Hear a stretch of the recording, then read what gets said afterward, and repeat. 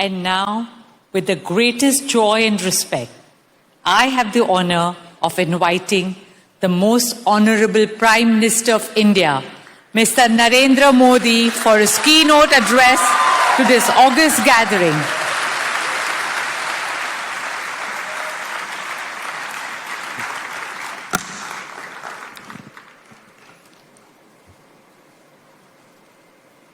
IOC के president mister Thomas Bach, IOC के सम्मानित सदस्य, सभी इंटरनेशनल स्पोर्ट्स फेडरेशंस, भारत के नेशनल फेडरेशंस के सभी रिप्रेजेंटेटिव्स, देवी और सज्जनों, 140 करोड़ भारतीयों की तरफ से आप सभी का इस विशेष आयोजन में मैं स्वागत करता हूं, अभिनंदन करता हूं। इंटरनेशनल ओलंपिक एसोसिएशन का ये 141वां सेशन भारत में होना बहुत ही खास है। 40 साल बाद भारत में IOC का सेशन होना हमारे लिए बहुत गौरव की बात है। फ्रेंड्स, अब से कुछ मिनट पहले ही भारत ने अहमदाबाद में दुनिया के सबसे बड़े स्टेडियम में बहुत ही शानदार जीत दर्ज की है। मैं टीम भारत को, सभी भारतवासियों को इस ऐतिहासिक जीत की बधाई देता हूं।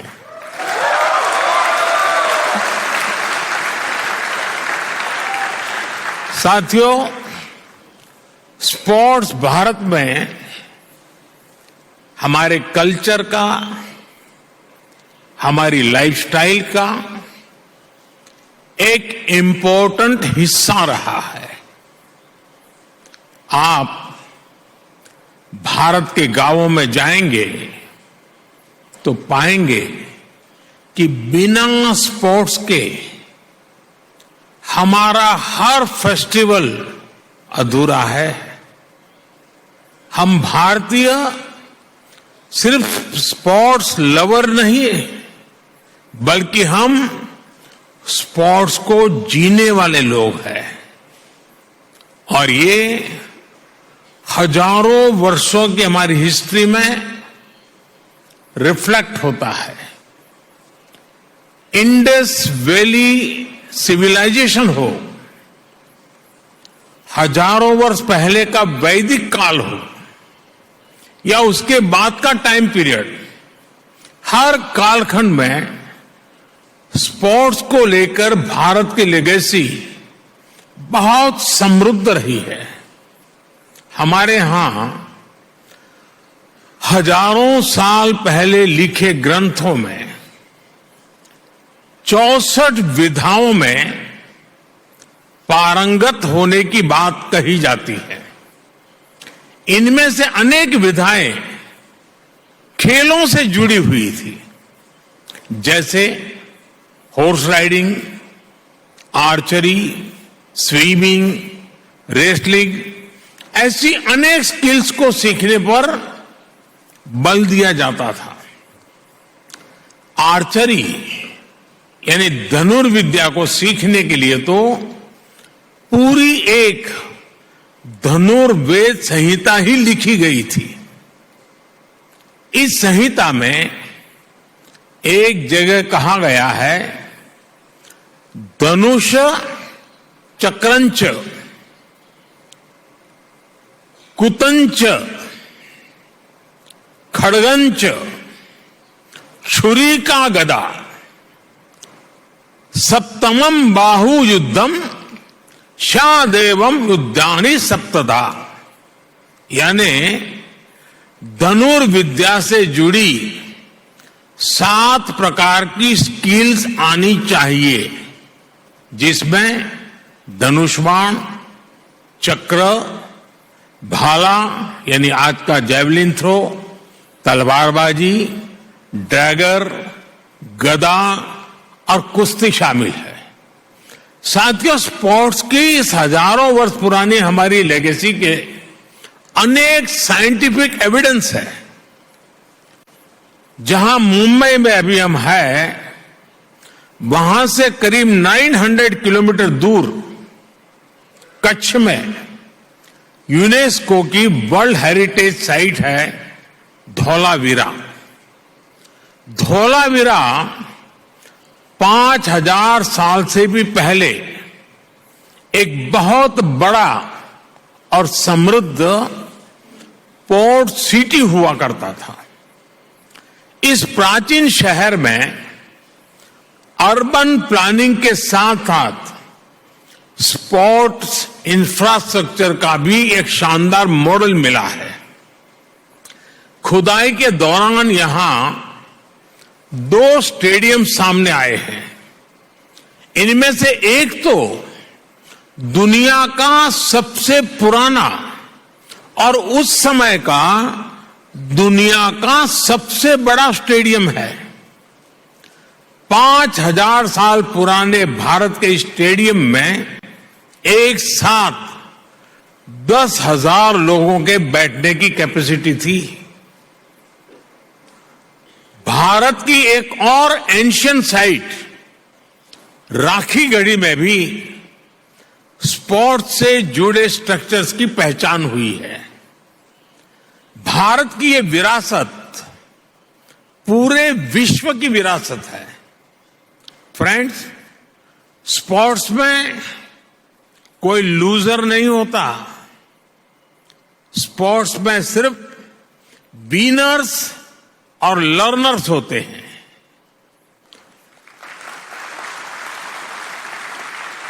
स्पोर्ट्स की लैंग्वेज यूनिवर्सल है, स्पिरिट यूनिवर्सल है। स्पोर्ट्स सिर्फ कंपटीशन नहीं है, स्पोर्ट्स ह्यूमैनिटी को अपने विस्तार का अवसर देता है। रिकॉर्ड्स कोई भी तोड़े, पूरी दुनिया उसका स्वागत करती है। स्पोर्ट्स हमारे वसुधैव कुटुंबकम यानी one earth, one family, one future के भाव को भी सशक्त करता है। इसलिए हमारी सरकार हर स्तर पर खेल को बढ़ावा देने के लिए पूरी प्रतिबद्धता से काम कर रही है। खेलो India university games, Khelo India youth games, Khelo India winter games, member of parliament sports competition और जल्द आयोजित होने वाले खेलो इंडिया पैरा गेम्स इसके उदाहरण हैं।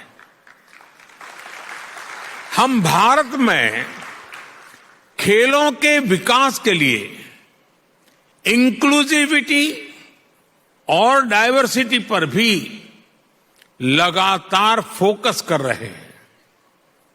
फ्रेंड्स, स्पोर्ट्स को लेकर भारत के इसी फोकस के कारण आज भारत इंटरनेशनल इवेंट्स में शानदार प्रदर्शन कर रहा है।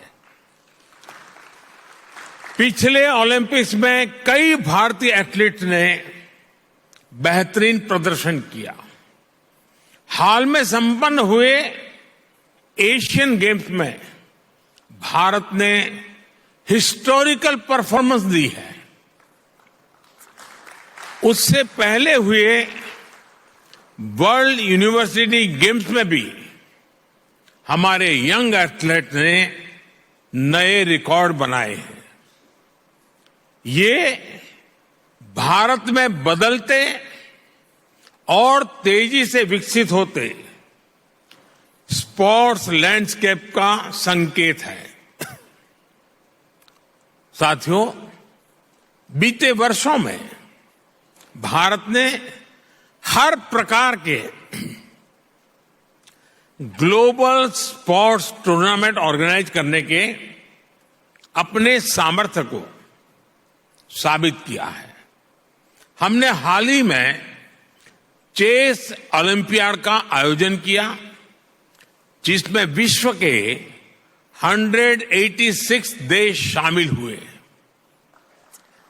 हमने football under 17 women's world cup, men's hockey world cup, women's world boxing championship और शूटिंग वर्ल्ड कप की भी मेजबानी की। भारत हर वर्ष दुनिया की सबसे बड़ी क्रिकेट लीग में से एक का भी आयोजन करता है। इस समय भारत में क्रिकेट वर्ल्ड कप भी चल रहा है। उत्साह के इस माहौल में सभी लोग ये सुनकर भी खुश हैं कि आईओसी के एग्जीक्यूटिव बोर्ड ने क्रिकेट को ओलंपिक्स में शामिल करने की सिफारिश की है। हमें उम्मीद है इस बारे में जल्द ही हमें कोई पॉजिटिव न्यूज सुनने को मिलेगा।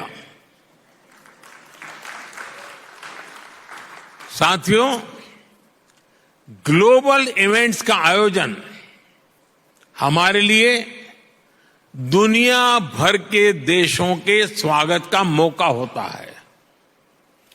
तेजी से बढ़ती इकोनॉमी और अपने वेल डेवलप्ड इंफ्रास्ट्रक्चर के कारण बड़े ग्लोबल इवेंट्स के लिए भारत तैयार है। ये दुनिया ने भारत की G20 प्रेसिडेंसी के दौरान भी देखा है। देश भर के 60 से अधिक शहरों में हमने इवेंट्स ऑर्गेनाइज किए हैं। ये लॉजिस्टिक्स से लेकर हर प्रकार की हमारी ऑर्गेनाइजिंग कैपेसिटी का प्रमाण है। इसलिए आज मैं आप सबके सामने 140 करोड़ भारतवासियों की भावना जरूर रखना चाहूंगा। भारत अपनी धरती पर ओलंपिक्स का आयोजन करने के लिए बहुत उत्साहित है।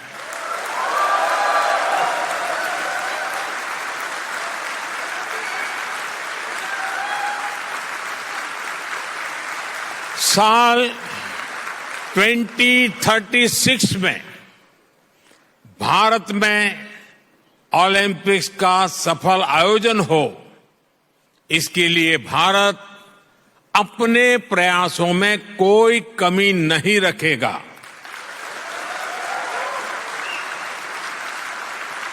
ये 140 करोड़ भारतीयों का बरसों पुराना सपना है, उनकी आकांक्षा है।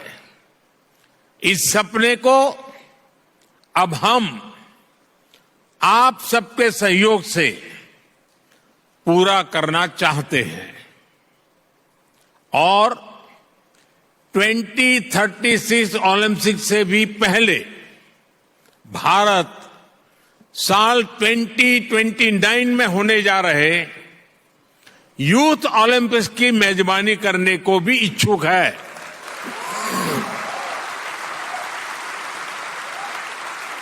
मुझे विश्वास है भारत को आईओसी का निरंतर सहयोग मिलता रहेगा।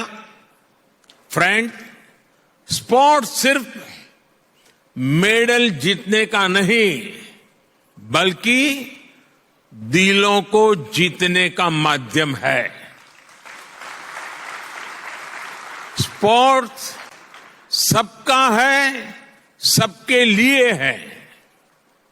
स्पोर्ट्स सिर्फ चैंपियंस ही तैयार नहीं करता, बल्कि पीस, प्रोग्रेस और वेलनेस को भी प्रमोट करता है। इसलिए स्पोर्ट्स दुनिया को जोड़ने का एक और सशक्त माध्यम है। मैं ओलंपिक्स के मोटो को फिर आपके सामने दोहराऊंगा, faster, higher, stronger together. IOC के 141वें सेशन में आए सभी अतिथियों का, अध्यक्ष थॉमस बाक का और सभी डेलीगेट्स का मैं फिर से हृदय से धन्यवाद करता हूं। आने वाले कुछ घंटों में आपको अनेक महत्वपूर्ण फैसले लेने हैं। I now declare this session open.